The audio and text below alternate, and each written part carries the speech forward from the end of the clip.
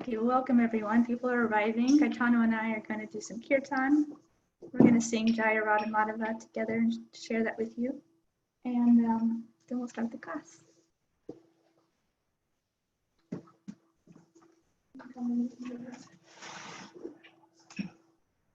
Well, it won't be possible. Gaetano. Okay, there. Hare Krishna. Welcome, Surit, Haribo. family, and Loic, and Susan. Welcome. If you can mute yourself, Gaetano and I will share some kirtan. Welcome. Hi. Hello.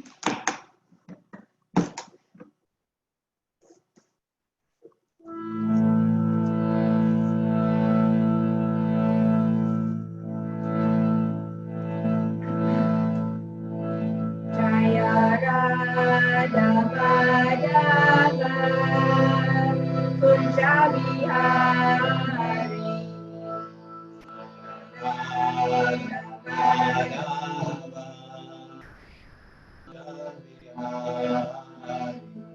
Jaya Radha Madhava Kunja Vihari Jaya Radha Madhava Kunja Jaya Gopi Chanda Balava Girivaradari Jaya Gopi Dhanavadava Girivaradari Jaya Gopi Chanda Balava Girivaradari Jaya Gopi Dhanavadava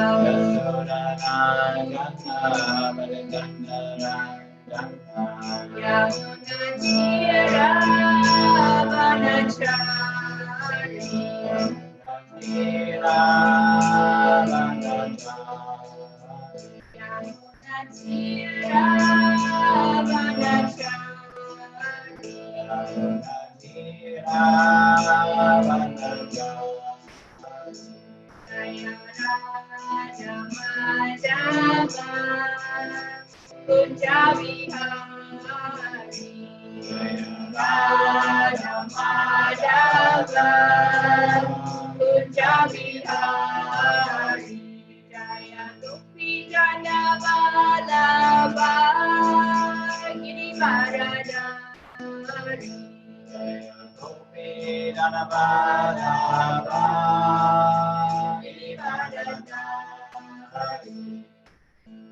Yashodanandana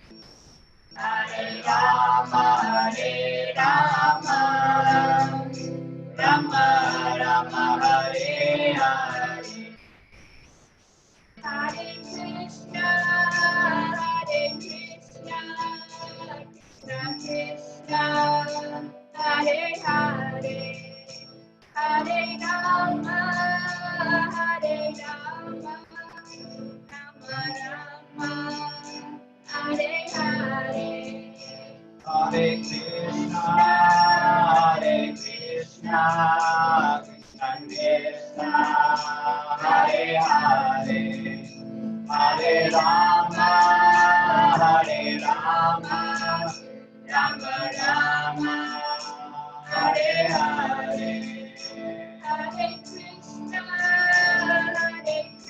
Krishna Krishna, Hare Hare, Hare Rama, Rama Rama, Hare Hare,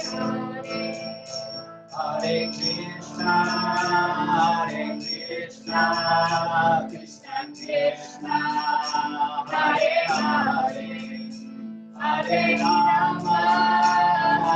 Rama, Rama Rama, Hare Hare.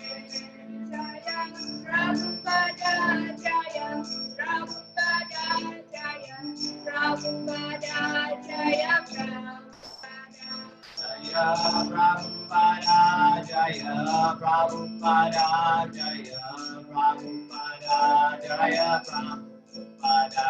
Jaya Prabhupada, Jaya Prabhupada, Jaya Prabhupada, Jaya Prabhupada. Jaya Jaya Prabhupada, Prabhupada, Prabhupada, Jaya Jaya Prabhupada.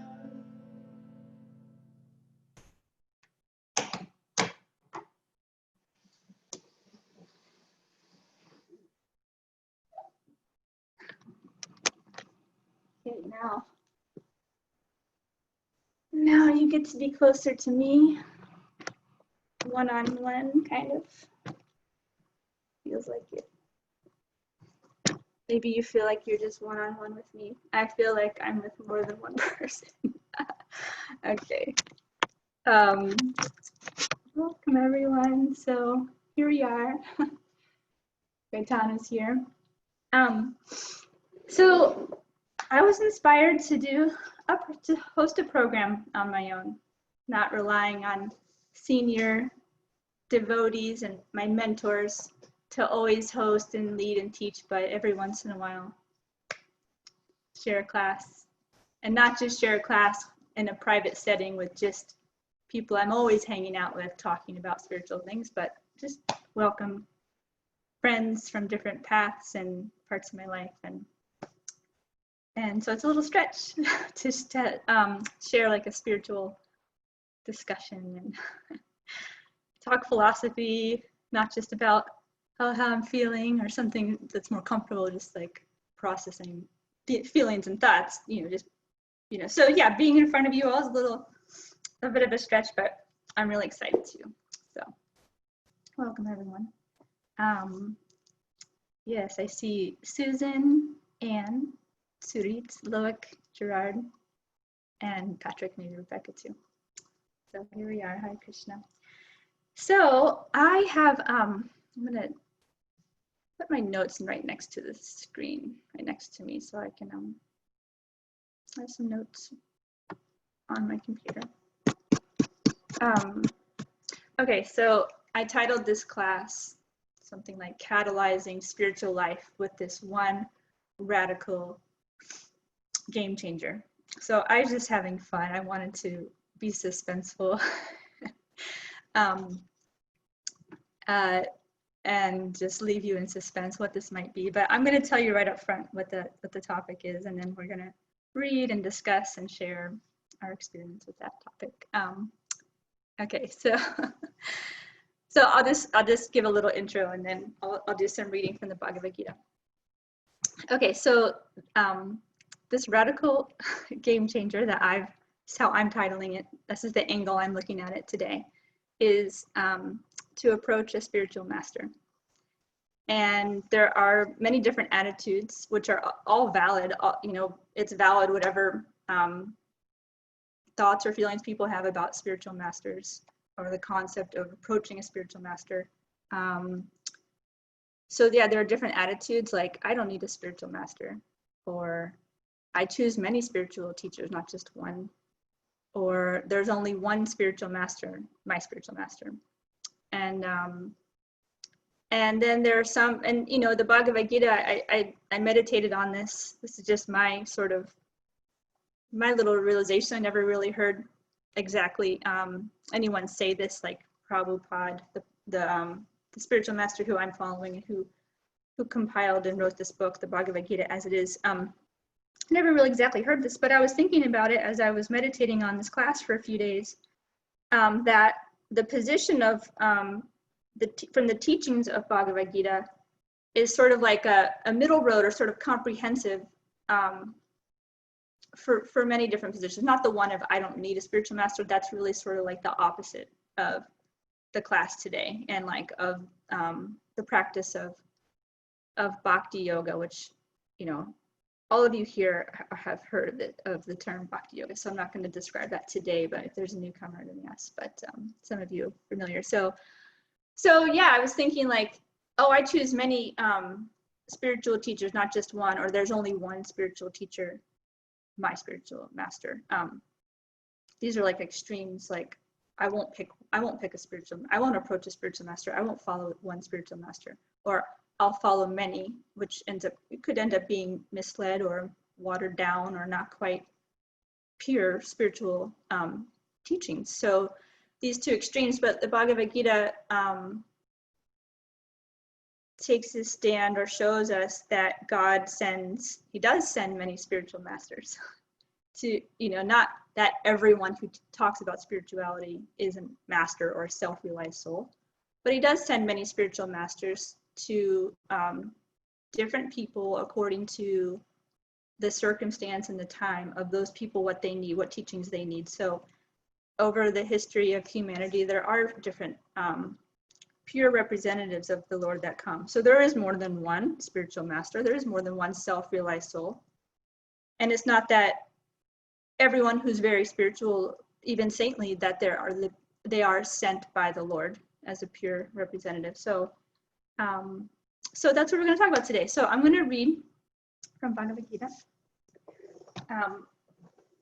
And I'm reading from Bhagavad Gita, chapter 4, text 34.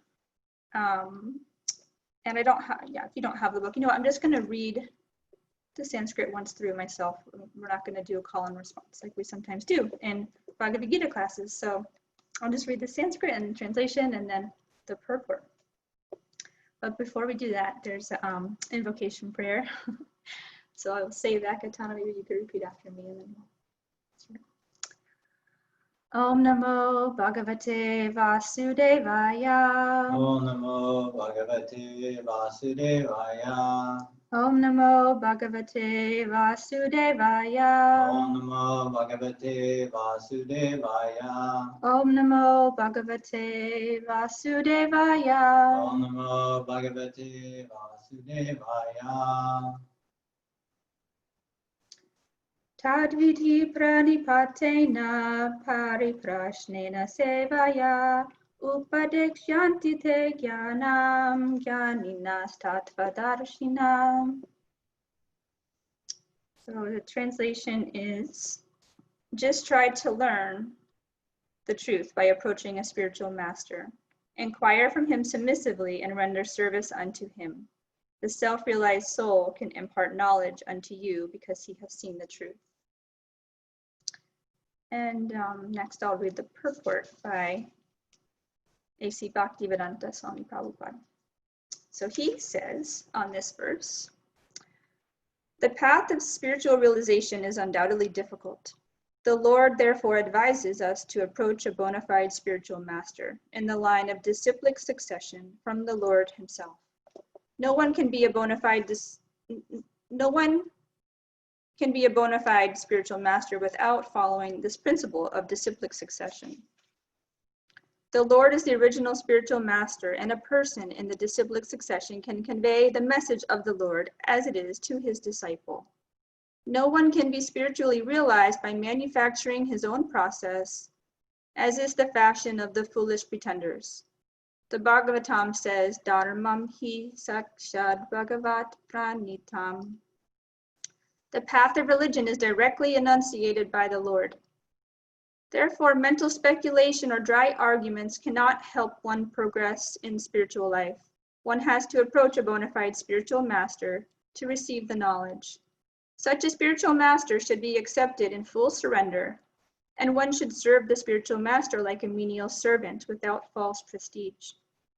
Satisfaction of the self-realized spiritual master is the secret of advancement in spiritual life. Inquiries and submission constitute the proper combination for spiritual understanding. Unless there is submission and service, inquiries from the learned spiritual master will not be effective. One must be able to pass the test of the spiritual master, and when he sees the genuine desire of the disciple, he automatically blesses the disciple with genuine spiritual understanding. In this verse, both blind following and absurd inquiries are condemned.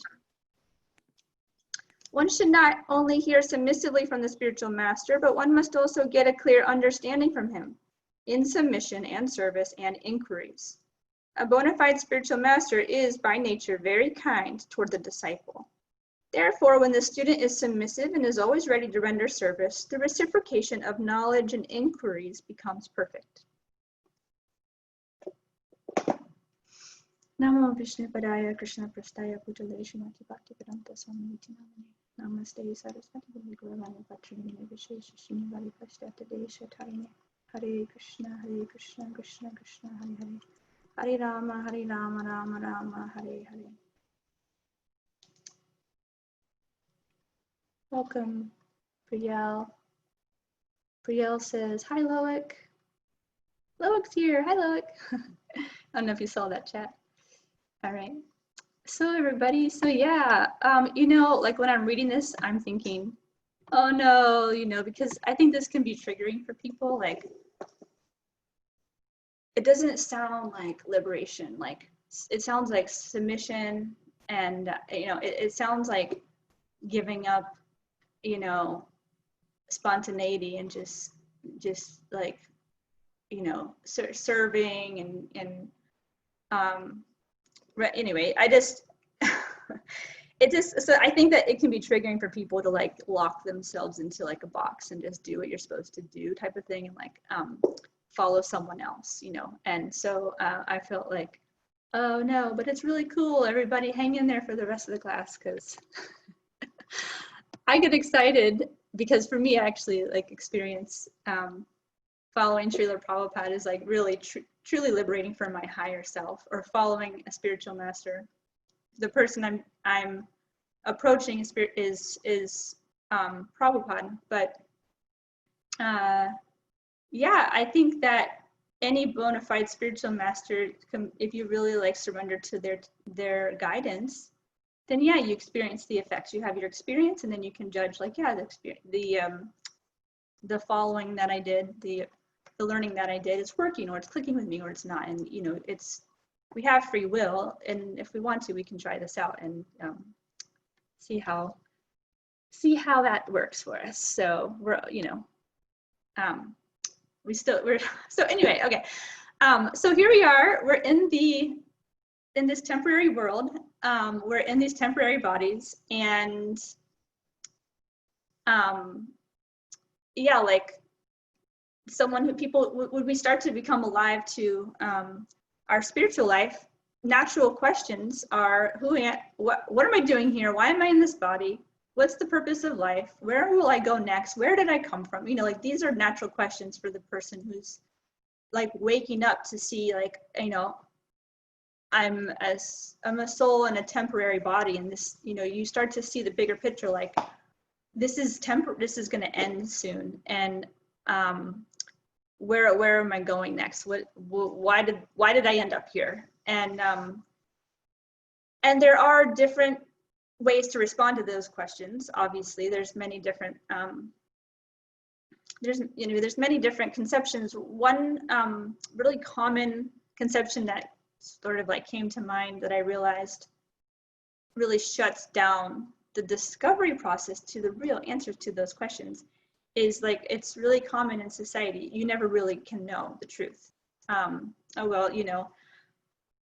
never really can know. And so I've heard this a lot. I feel like I grew up in a culture like that, or a society like that, where like it was just like, well, better stop that process of really discovering, spiritual truth and being committed to aligning with absolute truth.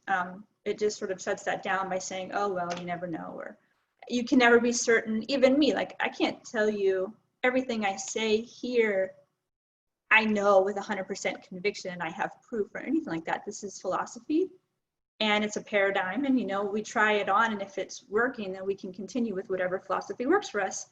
At the same time, to give up sincere search for what is the real truth about this existence we're in. Yeah, that's like, it's a shame, because it really doesn't make sense to me that you never really can know, because that's not even like, why would spiritual reality be like you never can know? Of course, it doesn't even make sense to say that, because once you say, I know you never can know, then how do you know that's the truth? It's sort of like you can't prove that. So, but even if you can look at like material life, just like the workings of the universe, the workings of the body, there are laws, there are truths. We know right from wrong, we have morals and ethics, and anyway, it's possible, like here, and the way we live our life here is like, yeah, we know, like if you eat ice cream at every meal, you feel sick, or if you were to play video games for 14 hours a day, like it's just not healthy we all know that's not healthy. We know there's a golden rule that's in all the religions, which is to treat others how you would like to be treated yourself.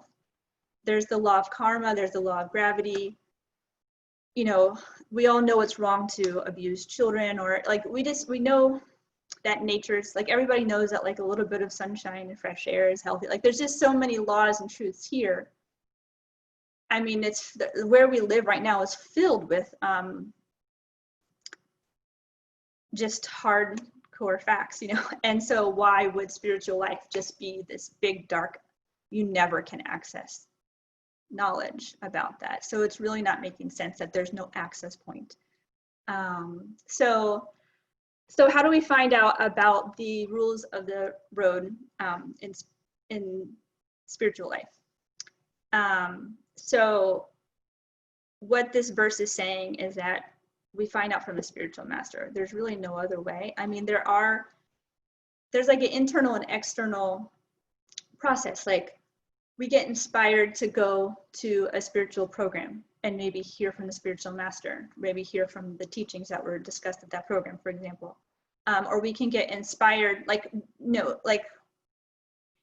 I'm trying to say is that that the Lord brings to humanity spiritual, pure representatives of him, and they bring the message of the Lord. And so that's an external offering from the Lord. It's just like, without that, we wouldn't have knowledge, because otherwise we'd have to sort of make it up ourselves. We wouldn't have, because it's not just like there's like just this one book and we all go to it and read it. Like, there are books, but what I mean is it's like a very organic, personal process how we come in contact with the spiritual master. And so through our sincere desire or prayer or attempts to put ourselves into the situation where we might run into a spiritual master or have one presented to us or teachings brought to us. So we participate in the process, and then ultimately, like, yeah, the actual knowledge is transferred from a spiritual master to a disciple, someone who's genuinely interested. And I have a quote from Prabhupada from Bhagavad Gita 7.714, chapter 7, text 14. He says, it is to be understood that the conditioned soul is tightly tied by the ropes of illusion. A man bound by the hands and feet cannot free himself. He must be helped by a person who is unbound. Because the bound cannot help the bound, the rescuer must be liberated. Therefore, only Lord Krishna, or his bona fide representative, the spiritual master, can release the conditioned soul. Without such superior help, one cannot be freed from the bondage of material nature. Devotional service or Krishna consciousness can help one gain such release. Krishna, being the Lord of illusory energy, can order this insurmountable energy to release the conditioned soul. He orders this release out of his causeless mercy on the surrendered soul and out of his paternal affection for the living entity who is originally a beloved son of the Lord. Therefore, surrender unto the lotus feet of the Lord is the only means to get free from the clutches of the stringent material nature. That's the end of the quote. So yeah, there's basically two categories of people that can help us fallen conditioned souls who are significantly lost and have forgotten our way and forgotten who we are and don't remember. And it's the Lord himself or his representative. They're the ones who really make that process happen. Of course, if we show up and participate, they're very satisfied and the process can flow in a natural way. So when we, let's see, I have my notes here, but it's not like I can start with a sentence like that. My note's not a whole sentence. So like in any field of life, in any field, in any area of life, we, if we don't know how to do something, we need to learn from someone else. And this is the same with spiritual life.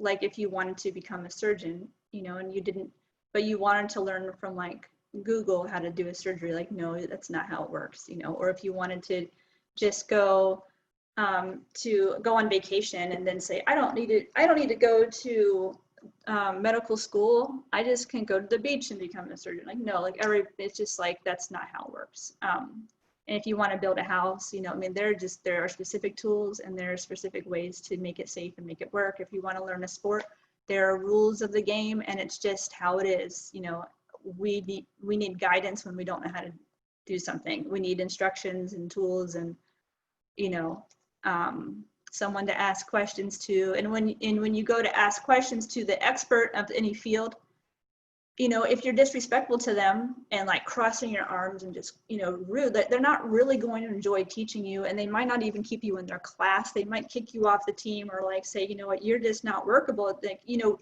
so the verse is saying to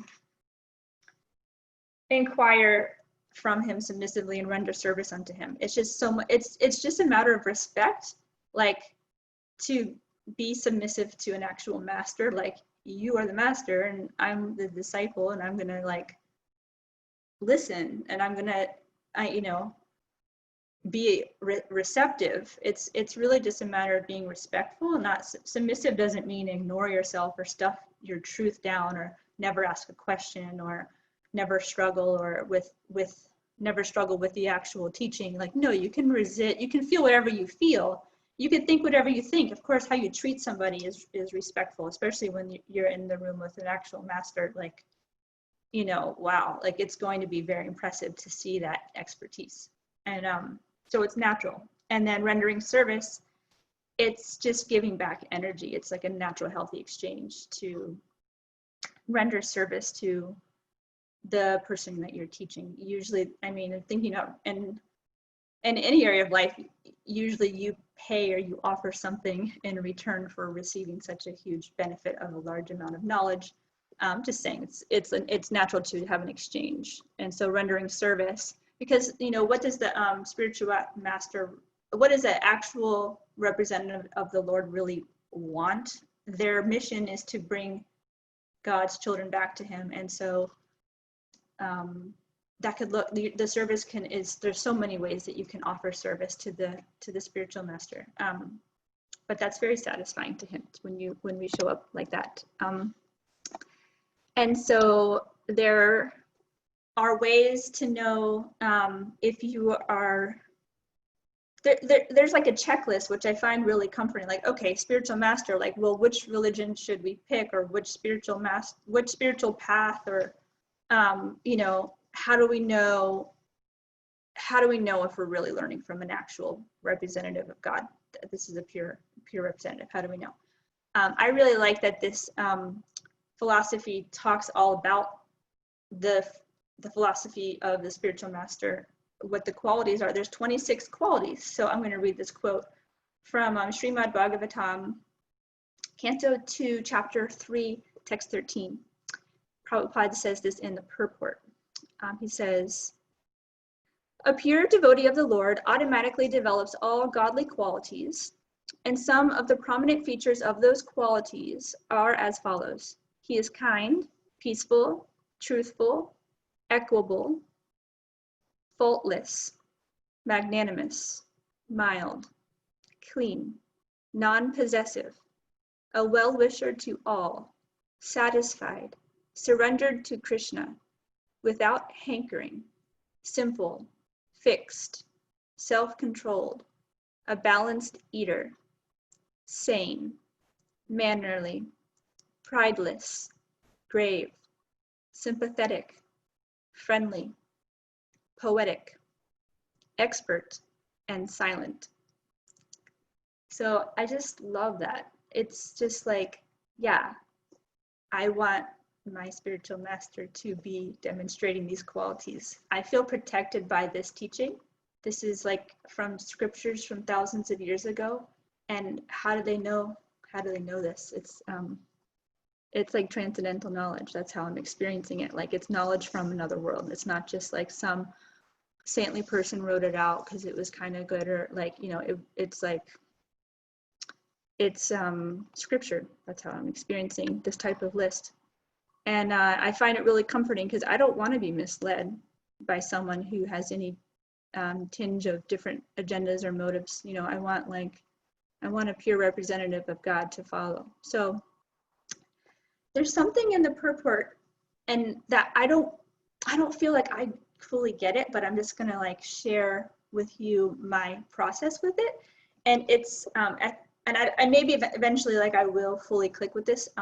It's the concept of disciplic succession. So I read it, but I didn't go over what that meant. And I'm still learning why have a disciplic succession, and what that means is, I'll just read the couple of sentences about it. The Lord therefore advises us to approach a bona fide spiritual master in the line of disciplic succession from the Lord himself. No one can be a bona fide spiritual master without following this principle of disciplic succession. And so a person in the disciplic succession can convey the message of the Lord as it is to his disciple. Okay, so wow, that's pretty strong. Like no one, like you have, it's really powerful. No one can be a bona fide spiritual master without following this principle of disciplic succession. So maybe I don't need to understand it fully. Maybe I can just say, hey, who am I to say that Krishna, God, should set up some different system? I mean, and I started to look at what is the logical reason for disciplic succession, and I just came up with my own little logical list. One is that each person in the line of spiritual masters can give credit. It's basically you have a source of authority. So you have a link to the original source. So it's like I'm obviously not like fully like getting it. So maybe someone else here who like really gets it will talk later about it. But I'll just fumble through right now this moment and let you know where I'm at. But yeah, like, you know, okay, assuming it really does make sense, disciplic succession. Yeah, like there's authority, like the Lord, like in the line of the disciplic succession that Prabhupada is in, he's like number 32 in the line of 32 spiritual masters, and the first one is Krishna, if I'm correct. I think.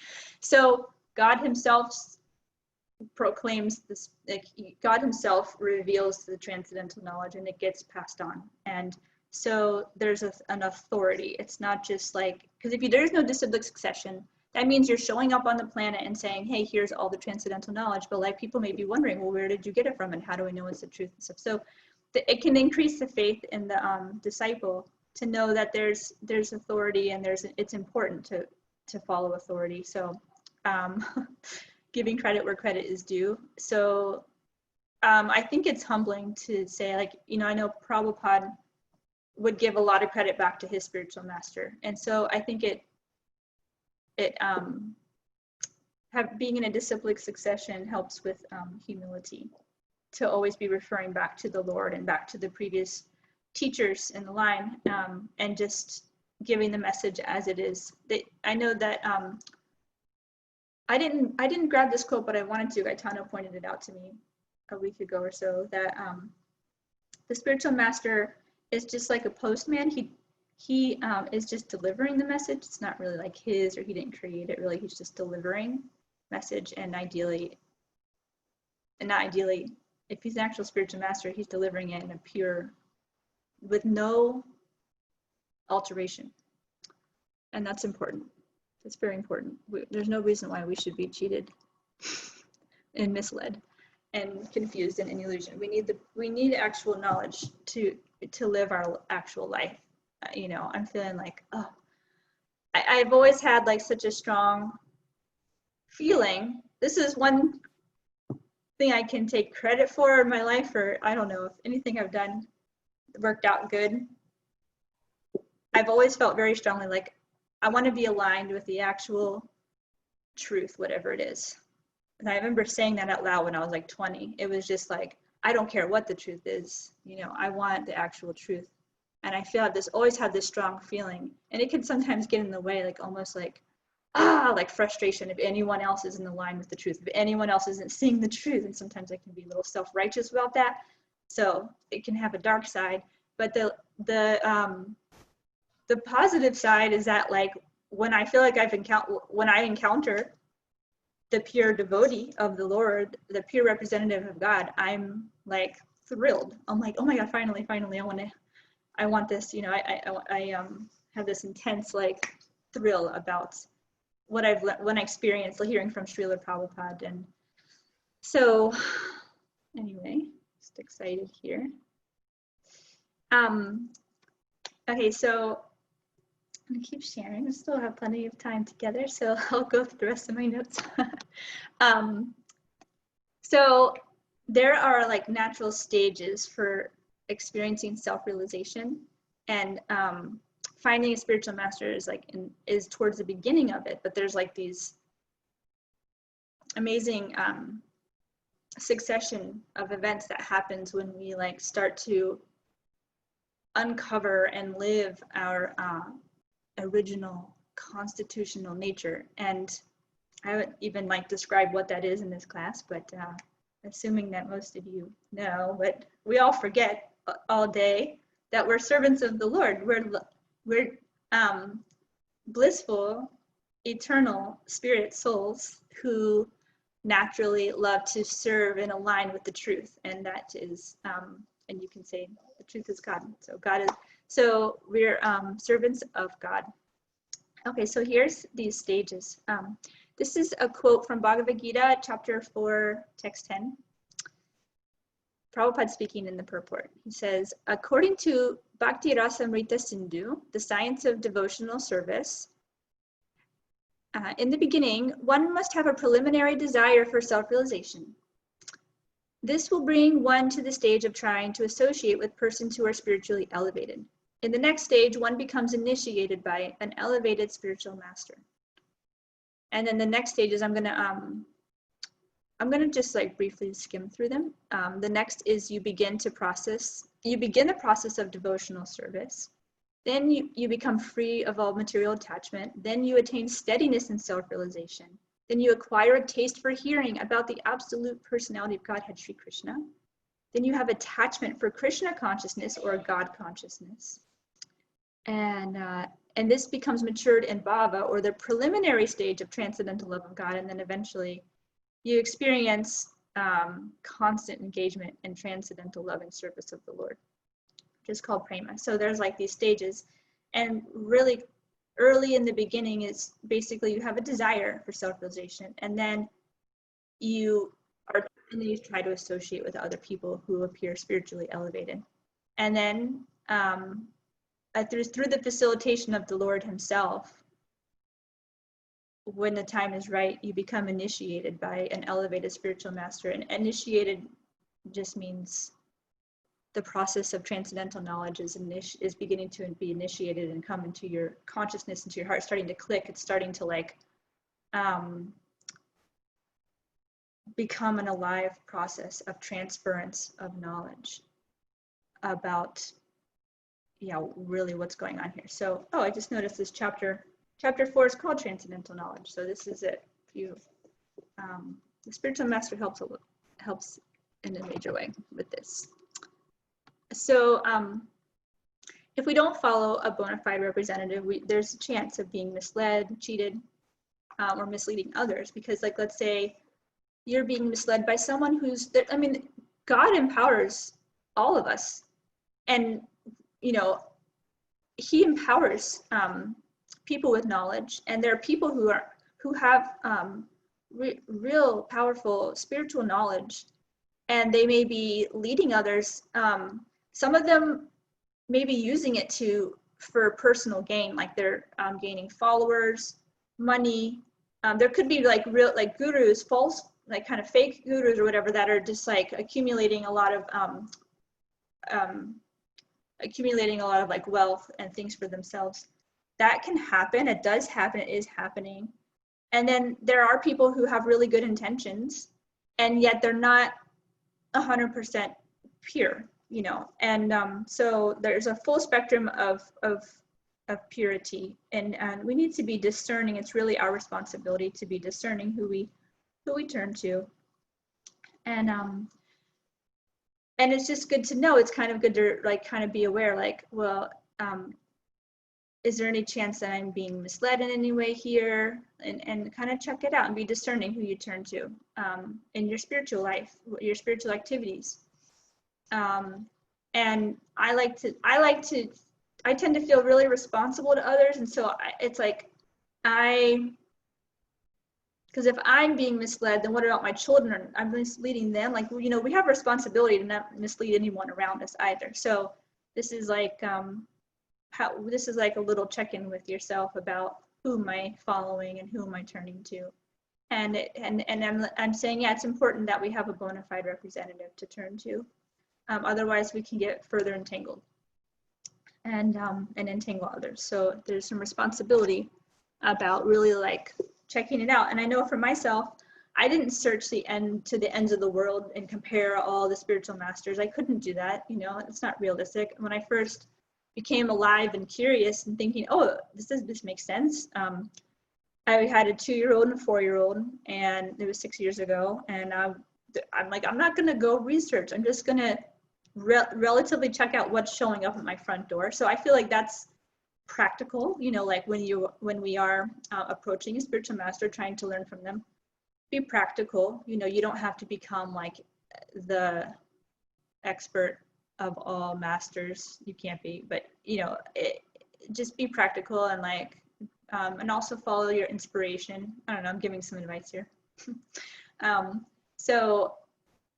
Let's see, looking at my notes, and I said some things already. Yeah, so in this purport, Prabhupada says, satisfaction of the self-realized spiritual master is the secret of advancement in spiritual life. I think that's kind of fun, like to hear the word secret, you know, and like why, you know, why is satisfying the spiritual master the secret for advancement? You know, I haven't like asked that question to anyone, so I'm just like posing that question to all of us. How come we would advance when we satisfied our spiritual master? And you know, satisfying the spiritual master, I mean, just being curious is, I think, enough to just being curious and willing to learn, because this is like their desire is to help the fallen souls wake back up and ask these questions. Because yeah, like spiritual life, there's some quotes I know somewhere in the Srimad Bhagavatam about spiritual life beginning with a question, and that there are spiritual questions that are they're glorious. They're just as valuable as the actual answers to the questions, like just having, you know, experiencing genuine, sincere readiness to serve God and understand what our purpose is and how to live our life purpose. This is like you're already living the goal of life in a sense. So anyway, so what does the spiritual master teach us? So I pulled out like 3 different quotes from Srila Prabhupada that were very unifying across across different religions, and kind of bringing it all together and bringing it down to the essence of what the spiritual master teaches us. And there's, there is more than one spiritual master to turn to. And like I said, it's important that they're pure. You can check that out. And so devotion to God is the essence that they teach. And here's some quotes from Prabhupada. This first one is from a book he put together, Raja Vidya, the King of Knowledge. So he says, he can nonetheless attend the Christian church and sing there. There is no difference between this process and that process. The point is, whatever process one follows, he must become God conscious. God is neither Muslim, nor Hindu, nor Christian. He is God. Nor are we to be Hindu, Muslim, or Christian. These are bodily designations. We are all pure spirit, part and parcels of the Supreme. Here's another quote from a lecture in Fiji, May 24th, 1975. Prabhupada says, so our request is that you take knowledge from Bhagavad Gita and act accordingly. It doesn't matter what you are. Bhagavan is for everyone. Bhagavan means God, like the fatherly aspect of God. Bhagavan is for everyone. God is God, just like gold is gold. If gold is handled by Hindu, it does not become Hindu gold. Or the gold is handled by Christian, it does not become Christian gold. Gold is gold. Similarly, Dharma is one. Religion is one. There cannot be Hindu religion, Muslim religion, Christian religion. That is artificial. Just like Hindu gold, Muslim gold, that is not possible. Gold is gold. Similarly, religion. Religion means the law given by God. That is religion. Yeah, I like these quotes. And then here's another one from The Science of Self-Realization. Prabhupada says, it is our nature to render service. Somehow or other we have come to the service of material things, but when this service is transformed into the service of the spiritual energy, then our life is perfect. To practice bhakti yoga means to become free from designations like Hindu, Muslim, Christian, this or that, and to simply serve God. We have created Christian, Hindu, and Muhammadan religions. But when we come to a religion without designations, in which we don't think we are Hindus or Christians or Muhammadans, then we can speak of pure religion or bhakti. I have one more quote that I like.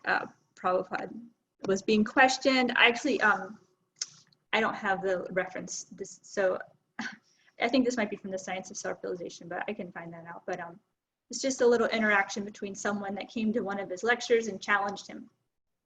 So the questioner says, question, then Prabhupada.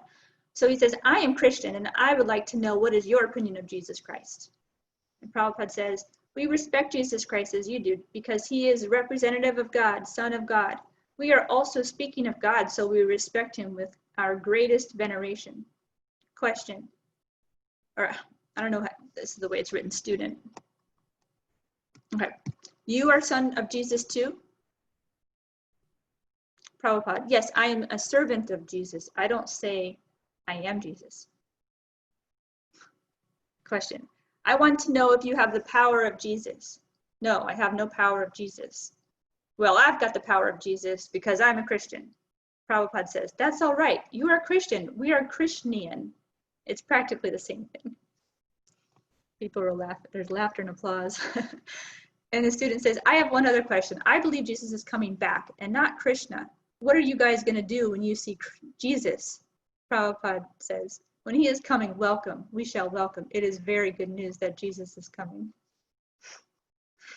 There's something really special about Prabhupada is that, you can never put him in a box or pin him down, and he is the master of comebacks. Man, it's just he is spin everything, and it's just fun to watch. It's just always fun to hear Prabhupada.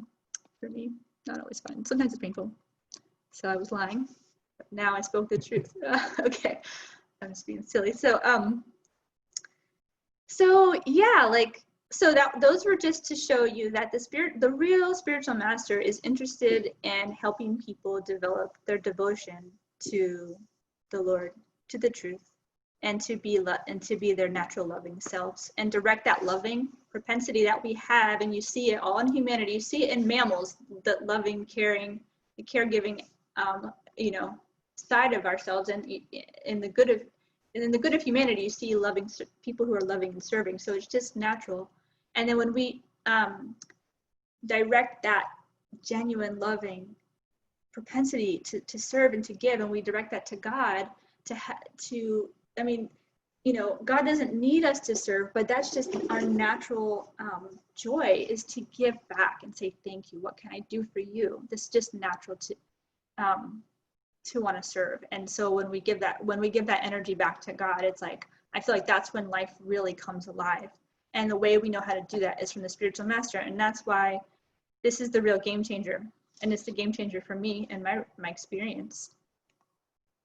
So the spiritual master, that's the essence. And then there's practicalities, like he gives us rules and regulations, and he gives us positive actions to do. So there's things like not to do that will disturb the process of devotion to God, and there's things that are going to support the process. And so the spiritual master lays out a map, and when we start to go on that journey following that map that they lay out, and we see that the map is accurate over time, we begin to have faith in that process that they lay out.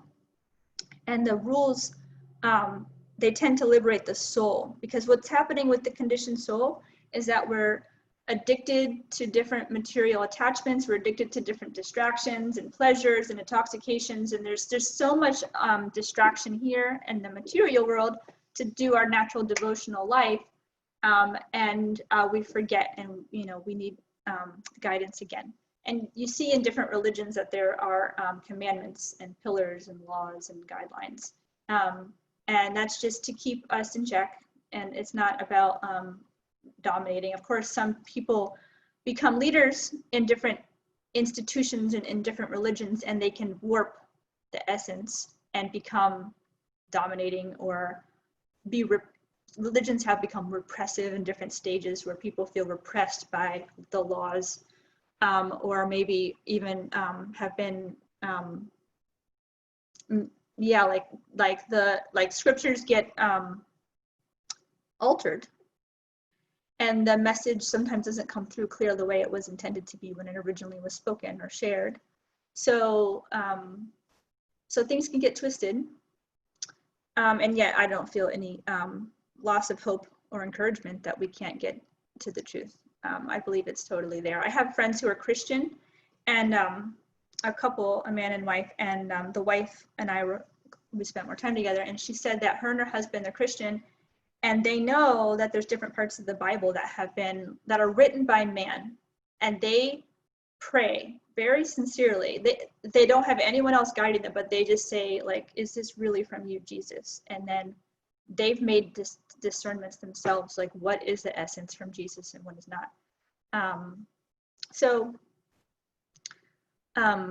I found this interesting. I was like, well, I don't really research Islam very much, but I was a little curious about, like, did they have commandments or what? And I found that there are 5 pillars, and I'll just read them.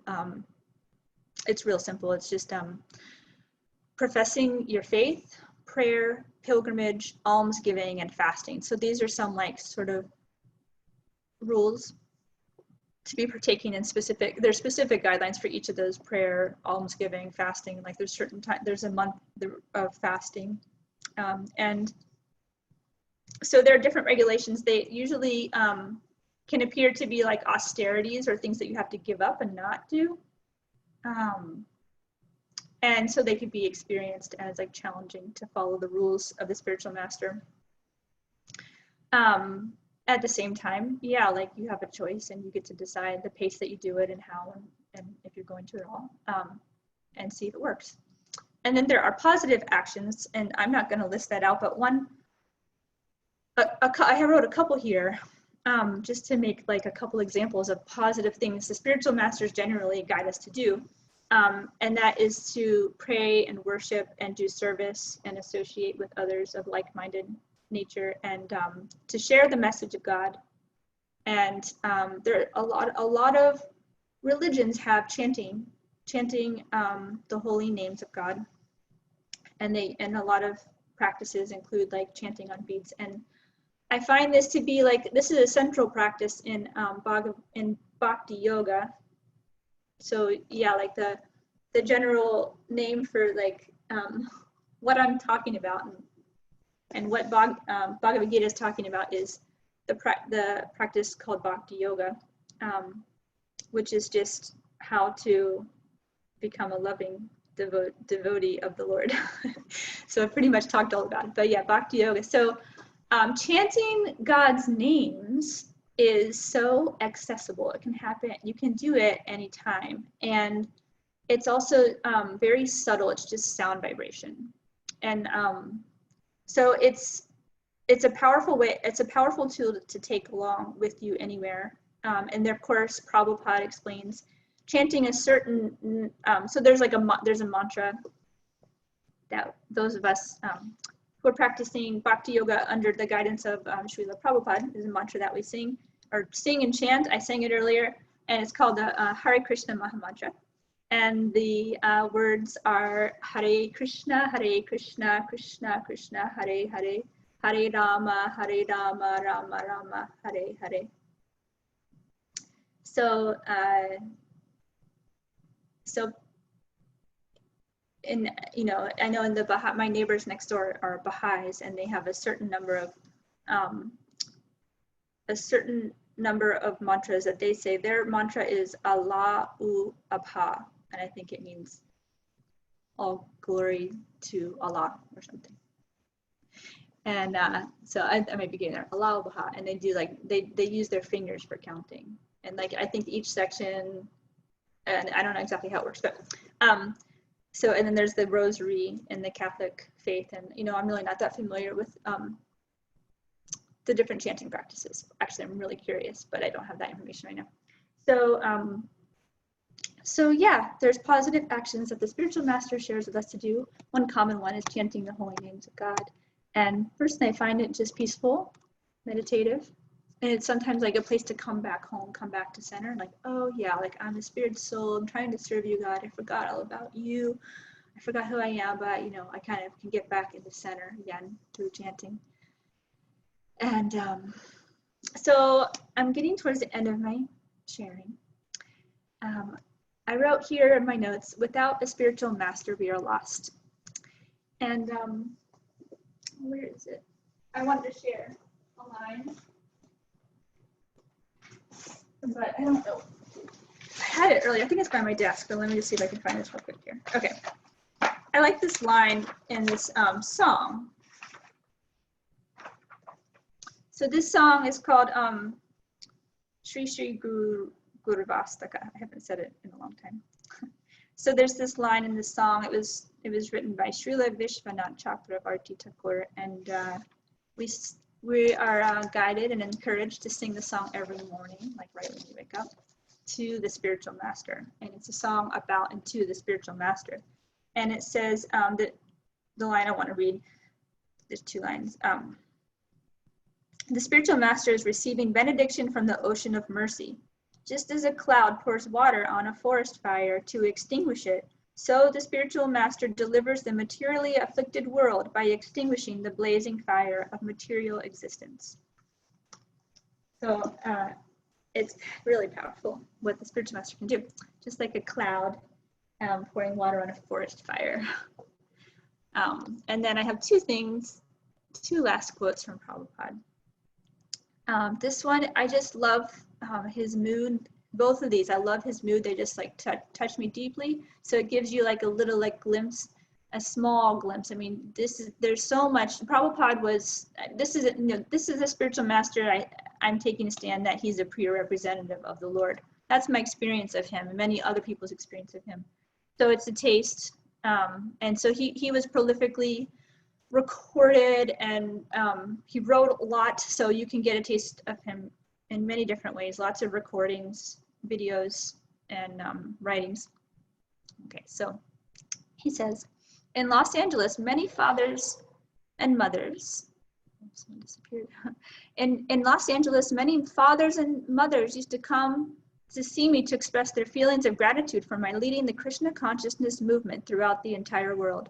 Some of them said that it is greatly fortunate for the Americans that I have started this Krishna consciousness movement in America.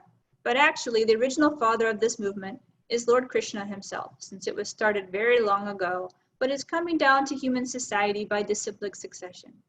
If I have any credit in this connection, it does not belong to me personally, but it is due to my eternal spiritual master, His Divine Grace, Om Vishnupad Paramahamsa Parivrajacharya 108, Sri Srimad Bhakti Siddhanta Saraswati Goswami Maharaj Prabhupada. So all those words were to describe his total reverence and respect to his spiritual master. So this is how the spiritual master feels about his spiritual master. So this is like he's not taking any credit for himself. He's saying, no, like this is Krishna's transcendental knowledge. And the only thing I can take credit is that, you know, I'm connected to my spiritual master. So lastly, I want to share this other, a little bit of a long reading, but this is a prayer Prabhupada wrote on when he arrived in America. He was at the harbor in Boston in 1965. He left India, and when he was 70, and he came to America with a few dollars, and he came to spread Krishna consciousness. So here is what his prayer, and I just feel touched by it. My dear Lord Krishna, you are so kind upon this useless soul. He's speaking of himself. But I do not know why you have brought me here. Now you can do whatever you like with me. But I guess you have some business here. Otherwise, why would you bring me to this terrible place? Most of the population here is covered by the material modes of ignorance and passion. Absorbed in material life, they think themselves very happy and satisfied, and therefore they have no taste for the transcendental message of Vasudeva. I do not know how they will be able to understand it. Hold on. But I know your causeless mercy can make everything possible because you are the most expert mystic. How will they understand the mellows of devotional service? Oh Lord, I am simply praying for your mercy so that I will be able to convince them about your message. All living entities have become under the control of the illusory energy, and by your will, all living entities have become under the control of the illusory energy by your will, and therefore, if you like, by your will, they can also be released from the clutches of illusion. I wish that you may deliver them. Therefore, if you so desire their deliverance, then only will they be able to understand your message. The words of Srimad Bhagavatam are your incarnation, and if a sober person repeatedly receives it with submissive oral reception, then he will be able to understand your message. It is said in the Srimad Bhagavatam, Canto 1, Chapter 2, text 17 through 21. This is a long quote within his letter. Quote, Sri Krishna, the personality of Godhead, who is the Paramatma, supersoul in everyone's heart, and the benefactor of the truthful devotee, cleanses desire of the material enjoyment from the heart of the devotee who has developed the urge to hear his messages, which are in themselves virtuous when properly heard and chanted. By regular attendance in classes on the Bhagavatam and by rendering service to the pure devotee, all that is troublesome to the heart is almost completely destroyed, and loving service unto the personality of Godhead, who is praised with transcendental songs, is established as an irrevocable fact. As soon as irrevocable loving service is established in the heart, the effects of nature's modes of passion and ignorance, such as lust, desire, and hankering, disappear from the heart. Then the devotee is established in goodness, and he becomes completely happy. Thus established in the mode of unalloyed goodness, the man whose mind has been enlivened by contact with devotional service to the Lord gains positive scientific knowledge of the personality of Godhead in the stage of liberation from all material association. Thus, the knot in the heart is pierced, and all misgivings are cut to pieces. The chain of fruitive actions is terminated when one sees the self as master.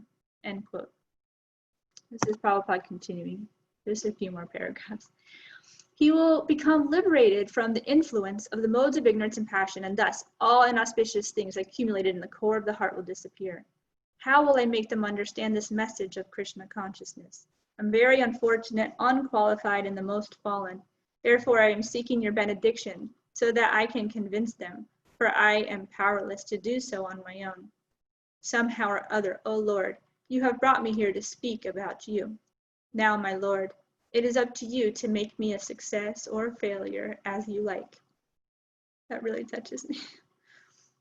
O spiritual master of all the worlds, I can simply repeat your message, so if you like, you can make my power of speaking suitable for their understanding. Only by your causeless mercy will my words become pure. I am sure that when this transcendental message penetrates their hearts, they will certainly feel gladdened and thus become liberated from all unhappy conditions of life.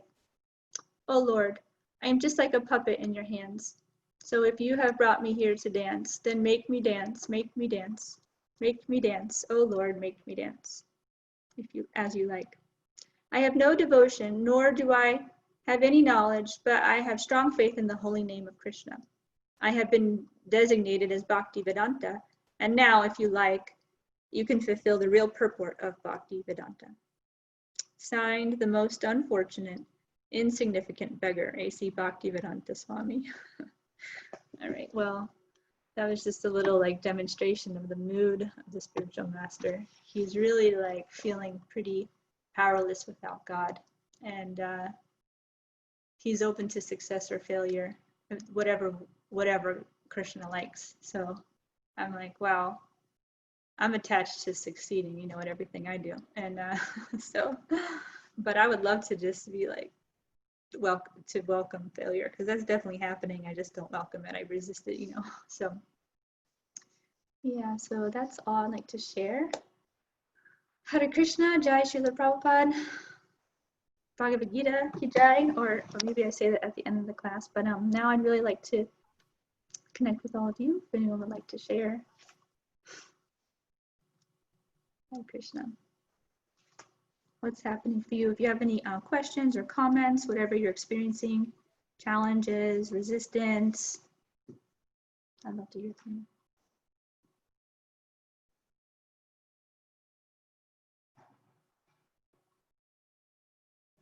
Yes, I'd like to say something. Hi, Gerard. First, Dominique, thanks for your sharing and talking about sort of your path and your contemplation. And I'm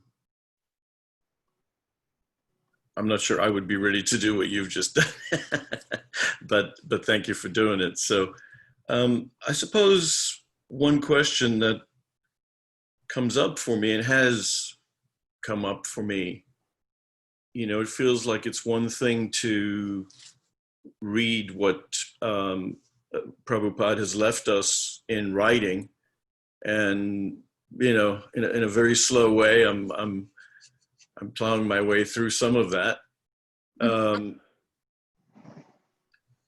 Does it perturb you to any extent that you don't have a sort of a flesh and blood spiritual master that you can render service to? Do you find the fact that Prabhupada has, I guess, disincarnated, or however we want to talk about that, is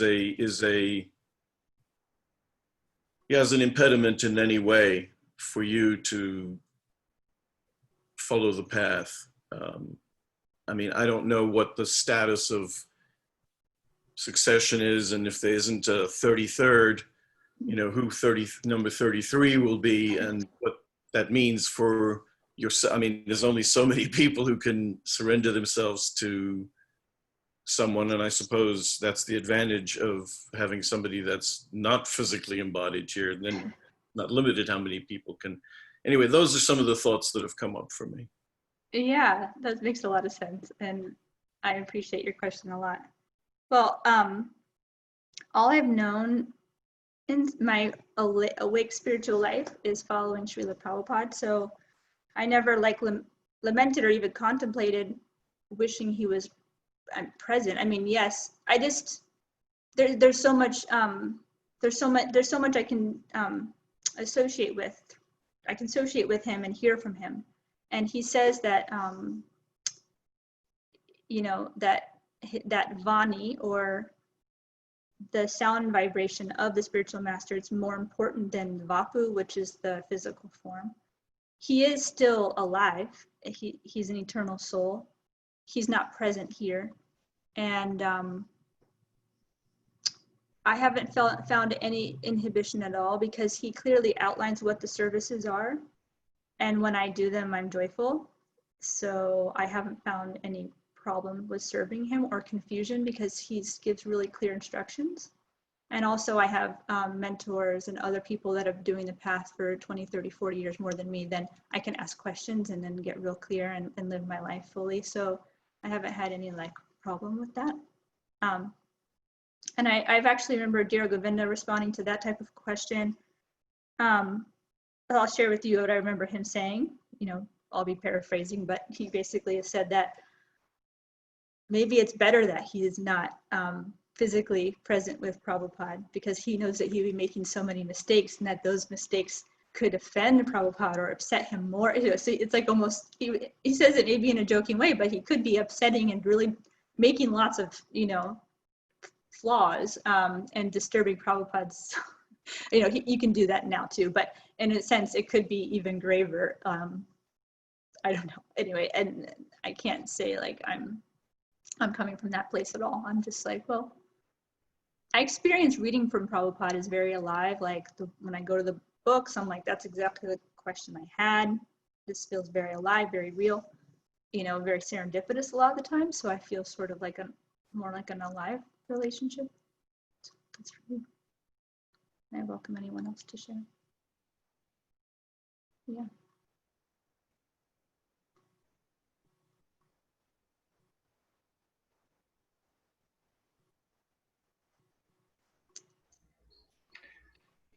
Thank you, Dominique. Hi, Krishna. Atmananda. Hello, everyone. My name is Atmananda also. Like Gerard, I appreciate your taking the risk of sharing like this. This is the mood that Prabhupada exemplified in that prayer you read that he wrote when he arrived at the Boston Pier in the U.S. 1965. There's one particular part of that jumped out for me today, because I've heard that and read that many times, and as for you, it's always very moving for me. He says, Krishna, I guess you have some business here. So for me, that exemplifies his mood. He's taken huge risk. He's almost died on the boat to coming over. Just so much sacrifice, and yet, because not only the order of his spiritual master, which he knows is coming from Krishna, but he's sold out. He's surrendered, and that's one symptom we're talking about. I thought that point that you made was very important. The discernment, how so many people could be, or often call themselves spiritual masters, or present themselves like that. How do we know? And I thought that's such an important question. Of course, if there's faith, by practicing like you were describing and experiencing that listening and following this person transforms my experience. I remember when I was first joining in Holland and Amsterdam, the devotees were encouraging me to chant. And I would join their kirtans, and that was special. And then they gave me some beads, and I started chanting irregularly. And I was thinking, well, they use this word, they're using this word transcendental. And I understood transcendental means that which is not material. So I thought, well, okay, this is really different from anything I've ever done before. In one reason is because it always gets better. Whenever I chant seriously, I'm feeling improvement, more freedom, more peaceful, more happy. So that was one proof or evidence for me. And that was, I was far from being initiated, but in one sense I was being initiated because I was accepting the instructions of the pure devotee through his representatives, and I was applying it. And it was working. It works. So I was taking the test and I was getting some result. And the other point you were making about, and that discernment, discriminating, because someone may say, okay, well, you say you have a qualified spiritual master, and I have this person, and they're like this, and they have all these qualities. So what's the difference? And John Lennon, when the Prabhupada was living at Tittenhurst in England, on Yoko Ono's estate, he met all the Beatles, and John Lennon was a little challenging. He said, okay, you say as Bhagavad Gita as it is, and this one, and all these Gitas, why should we accept that you are any different or better or pure or whatever than any of these other people who are writing Bhagavad Gita and being presented as spiritual teachers? And the answer that Prabhupada gave in that situation was, find someone who's mad after Krishna. So that's maybe beyond, but that's the answer. Find someone who's mad after Krishna. Oh my gosh. See, that's why I love Prabhupada. And that's my first impression of Prabhupada, is that he is mad after. That's my very first impression. I was like reading the Bhagavad, like, why is he talking about Krishna on every page? Krishna. Like, I never read a book where someone wrote about someone else on every page. I was like, that was the most striking thing. Like, okay, like, I'm not that into Krishna. You're really into Krishna. That's my first impression. And Prabhupada has been challenged about what, Bhagavatam, why do you always mention Krishna, even though he may not even be mentioned in the verse specifically? Why are you always mad after Krishna? So maybe that's a little bit esoteric, but that's what Prabhupada did say to John Lennon, who in some ways was qualified, at least very materially, I guess. And he certainly had association. And then the other thing, another remarkable thing that happened at that time when they were leaving after having discussed and heard from Prabhupada in that audience, that meeting, John and Yoko were walking down the stairs, and Yoko said to John, "Could you live like that?" Because she'd noticed Prabhupada was living very simply and very happy and open and available. Could you live like that? So she was obviously appreciating Prabhupada, directly or indirectly. So she saw something. yeah. And I like the way you were quoting and referring to Prabhupada so much. It really inspires me when anyone shares anything about Prabhupada from his books, from his lectures. And then I also liked your question.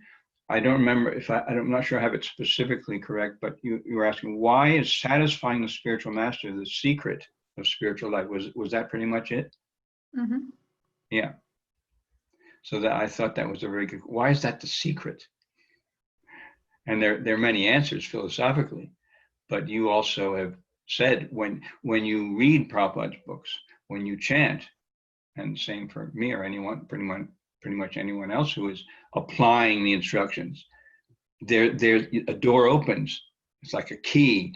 Prabhupada calls it an open secret, which is an interesting phrase. It's an open secret. It's available for everyone, like you said. It doesn't cost anything. You take it, do it anywhere. But it's also a secret. And there's certain qualities, like Prabhupada says in the Bhagavatam, I think it's the second canto or second chapter of first canto. He talks about the quality of chanting. He says, talking about chanting mechanically, which we do maybe in the beginning, but he said there's a quality of chanting.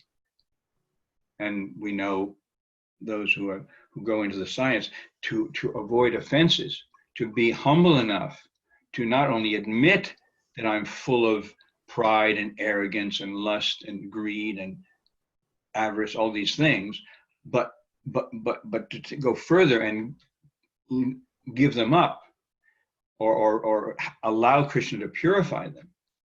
And that's one important thing that Prabhupada talked about, the quality of the chanting. Because there's that verse, Bahujanma Kari Shravana Kirtanam, that one may chant the holy names for millions of lifetimes, but if they're committing offenses, they will not get the goal. They will not advance. They'll not, but to speak of getting love of God, love of Krishna. So many things. So thank you very, very much. Thank you. Yeah. I don't remember there's offenses. There's 10 offenses. Whenever I feel like worried to even say that to anyone that may be somewhat new or not fully like, because, if you say like, oh, don't, be offensive or don't sin, it's just like can really trigger people's old feelings of being like imposed upon. So, but if we're curious what the spiritual master says with the open heart, like, yeah, these scriptures, they let us know that there are things that really disturb the process, and the offenses to the holy names. So the holy names, so how can you offend the holy names? The holy names are an incarnation of Krishna. Krishna is absolute, so his name, he's the same as his name. And I'm not really good at describing the absolute world, but basically this is the paradigm that those of us chanting Hare Krishna and studying, we're kind of living under that assumption that we're actually associating with God. He's right there present. The personhood, the personality of God is there present in his name. So, like, a lot of us have been through, I think maybe all of us been through Sappho seminars. There are attentive behaviors. There are ways to show that you're present with someone and that you care about pleasing them and being in their world and being their friend. And so when we're chanting, it's the same. We're spending time with an actual person. And he also happens to be our creator and our master, and we're his servant. And so there's all of that, but like he's a person and in a simple way. And how present are we with our chanting, with our time spent? I think of it as an appointment with a person. At least I try to remember to think of Krishna as a person. Sometimes I'm completely I'm not present, when I'm chanting. So, and then there's like there's a list of 10 offenses, and I don't have them memorized, but there's just ways of behaving that are pleasing to Krishna when we're spending time with him in chanting practice.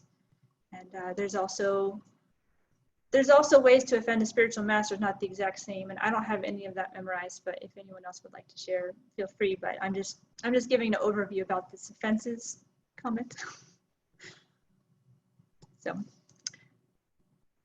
yeah.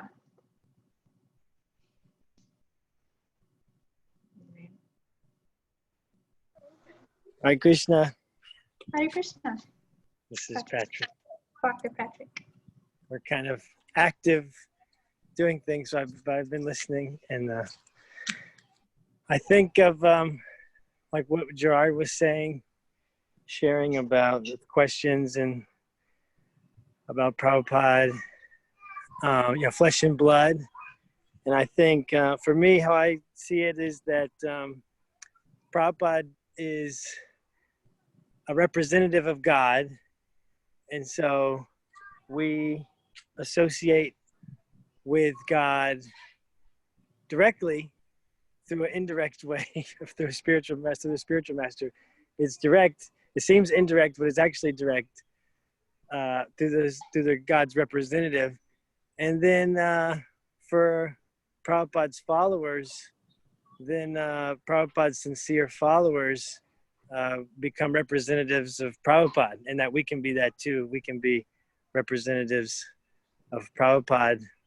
And so then by associating with Prabhupada's sincere followers, then we're associating with Prabhupada in a way, indirect, but it's also direct, because that's what representative means. So someone who's a representative means that they have some power. Like you give your lawyer, they're your representative, or they have some power for you. They make choices on your behalf. If you have someone who represents you, then you give them some authority, and they can make choices on your behalf for your goodwill or whatever like that. So the representative is empowered by the one he's representing. And so for Prabhupada's followers, if we're sincerely following Prabhupada and surrender to Prabhupada, then we can be representatives, and we get some power. We can have some power if we're sincere and surrendered, in a humble way. Then Prabhupada will give us power to represent him. And so there's Prabhupada's sincere followers who have been empowered by Prabhupada to represent him.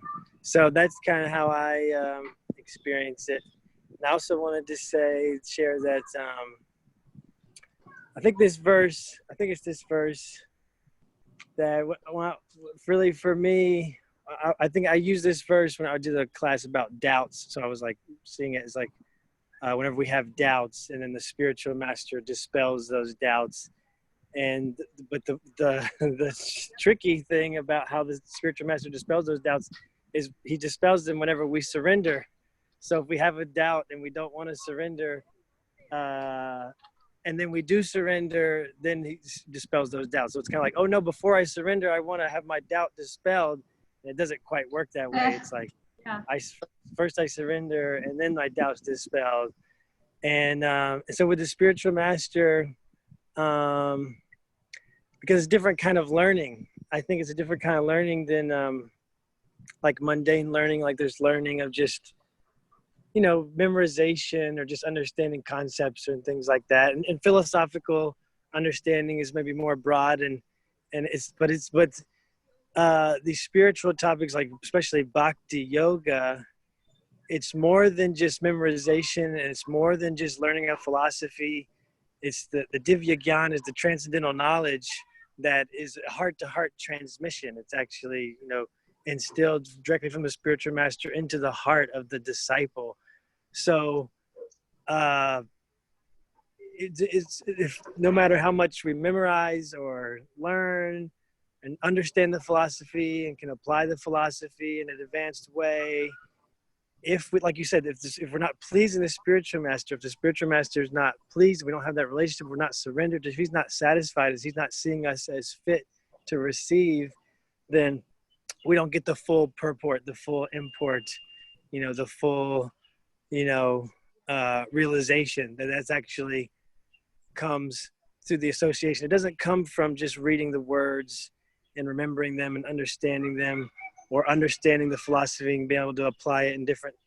I'm kind of proud about that. I can understand the philosophy and I can apply it to different ways, but it's like, that doesn't even really matter if you don't have the full purport, the full, it's a matter of the heart. So I wanted to share that. Thank you for your class, Dominique. Thank you, Patrick. Hare Krishna. Yeah, I'm really glad that you said that, Patrick. I don't know if you've disappeared. You're all black now, but I understand you're with your family. Yeah, so we're not just talking there. We're not just talking about like a dry process that's black and white and put it in a box. It's really about transforming our consciousness and transforming our hearts. Like genuine, blissful, loving service to God is it can't be faked. And something that I contemplate a lot. I don't think about it as Prabhupada as much. Like I feel more connected to Prabhupada than Krishna. But when I'm chanting, I'm thinking of Krishna, and I kind of chant Krishna's name. I don't chant Prabhupada's name. So anyway, when I'm thinking about my self-realization process, I'm starting to be more comfortable with the reality that like I don't realize things until I'm ready or until Krishna wants to reveal them to me. So, and I'm sure that that's a co-creation between Prabhupada and Krishna. Like, so anyway, I don't really have like a philosophical thing or like a quote to share. like Patrick was saying, I don't have a lot of quotes memorized at all. But anyway, just on an experiential level, I think that like Krishna and Prabhupada work together, or like God and the spiritual master kind of work together and see where the disciple is at. Like they're sort of all knowing and all seeing and kind of reveal things over time. And that's just natural instead of having everything revealed at once. It could happen that you awake to all the transcendental knowledge at once, but that's just not like really practical or it's usually a gradual process as we become more willing to receive. Anyway, is there any last thoughts or comments you'd like to share? Suri? Yes, I was just thinking that when you started to speak at the very beginning, and then Atmananda Prabhu was also in relation to that. When you mentioned about like finding the spiritual master and like how to find someone who is like speaking the truth and have all the characters, and it's kind of made me think of in the Srimad Bhagavatam, the very first scenes there of all the sages coming into Naimisharanya to speak for the question of Shukadev Goswami, to hear from Shukadev Goswami in the question of Maharaj Parikshit. So there were a lot of sages there that were not Vaishnavas. They weren't following Bhakti Yoga, and they were, but they were very respectable and very high personalities in their field and all that, and so it's like, that can be very confusing, and it was very confusing. It took them some time to figure out, okay, who's going to speak, because, this is very respectable in this line, and this is very, very respectable in this line. And so I thought that it's one, in addition to knowledge, and then also many of them had a lot of those qualities you're describing, because they don't talk about new age gurus, like here in the West, we talk about like old time when people were really studying. When you talked about someone who going to spiritual path, they do a lot of austerities that we can't even imagine nowadays. It's not just four regulative principles and things like that. They were really like practicing spiritual life very strongly.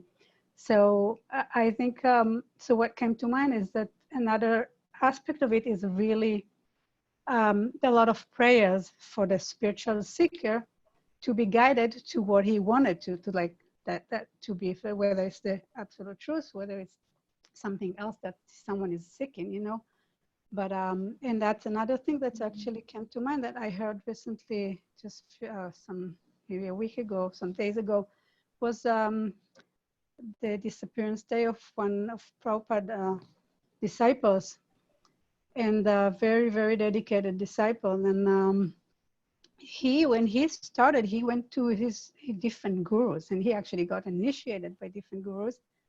And one of the teacher he was studying under, he wanted to take initiation, and he told him, I'm not your teacher.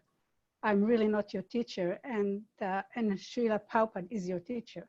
So because he was so sincere, because he wanted so much to know the absolute truth, and actually that's one thing that struck me when I heard that, is that a lot of spiritual masters at that time actually knew that Prabhupada is a real spiritual master, and they kind of could tell his power, and they could tell, but they didn't, it's like they didn't want to mess up with offending, but they really knew what all of the new disciples didn't have any clue about, actually, because they didn't really understand, but those who came from India and had some understanding about spiritual practices, they could tell and they could understand the power of Prabhupada.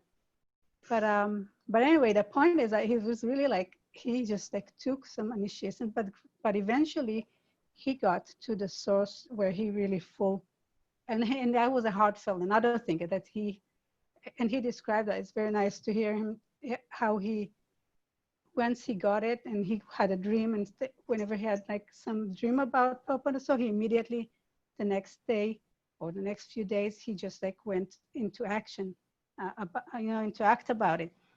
And so you see that power. It's kind of like, and I think even Prabhupada, this, I don't know if I heard that from Prabhupada or someone else. It's like when you're eating and you're satisfied. It's like something you feel. So it's like that you feel with the spiritual master.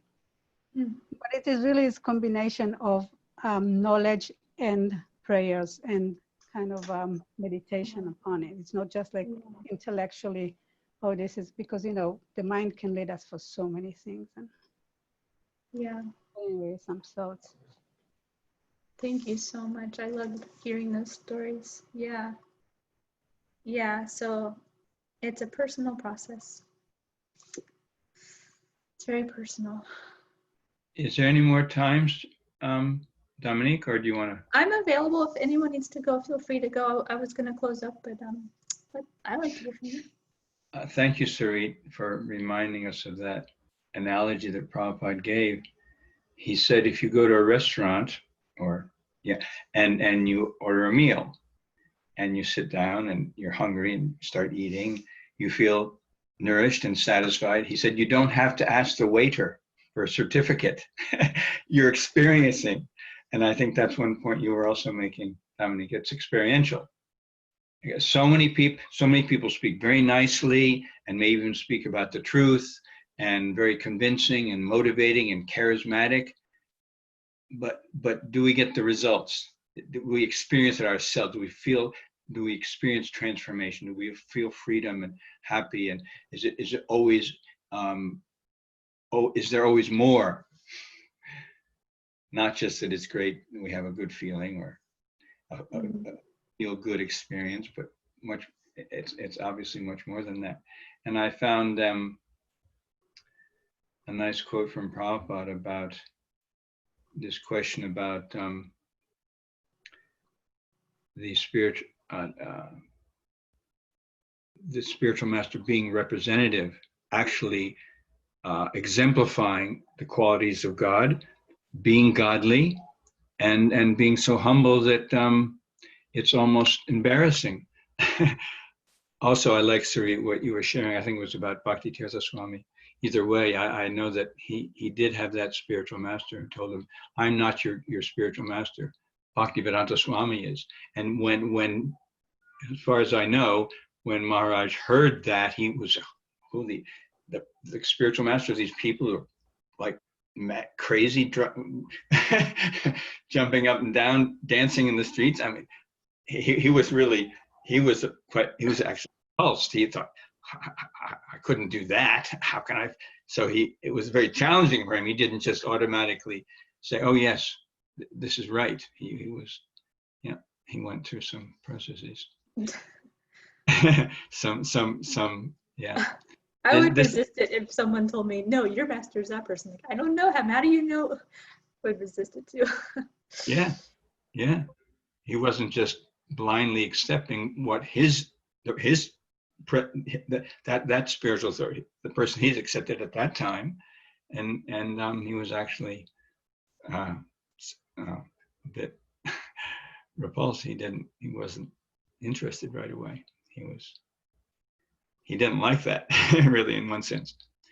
This is from the Science of Self-Realization, chapter 7, which kind of expands on a verse from a very famous verse that Prabhupada used from the Chaitanya Charitamrita, which ends, Guru Krishna Prasade by Bhakti Lata Bij, that one who is fortunate after traveling up and down in the universe's body after body, up and down, round and round, in the cycle of birth and death, samsara, that when one is fortunate, then Krishna sends him or gives him the association of a pure devotee. So he gives him guru. So by the mercy of Krishna, one gets Guru, and then by the mercy of Guru, one gets Krishna. So Prabhupada expands on that here in this quote from Science of Self-Realization. Quote, you have problems, but God is within your heart. Ishvara Sarvabhutanam. God is not far away. If you are sincere, God sends you a spiritual master. Therefore, God is called Chaita Guru, the spiritual master within the heart. God helps from within and from without. Everything is thus described in the Bhagavad Gita. This material body is like a machine, but within the heart is the soul. And within the soul is the super soul, Krishna, who gives directions. The Lord says, quote, you wanted to do this, now here is the chance, go and do it, end quote. If you are sincere, you say, quote, now God, I want you, end quote.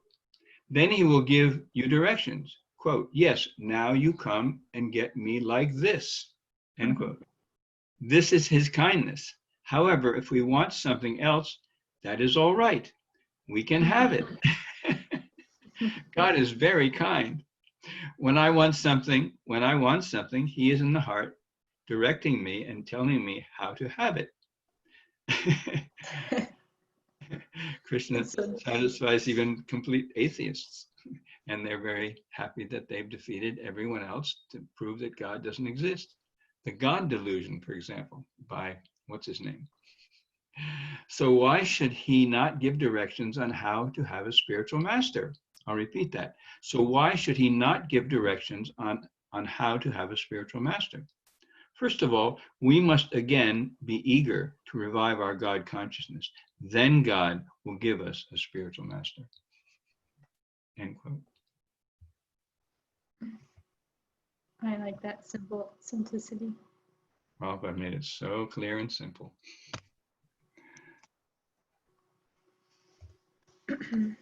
Bhagavad Gita ki jai, Srila Prabhupada ki jai, Srila Bhaktivinoda Thakur ki jai. It's his disappearance day. Yes. Thank you all for your support as well. Hare Krishna. Thank you. I don't have to leave too. Bye, Mother Rukmini. Hare Krishna.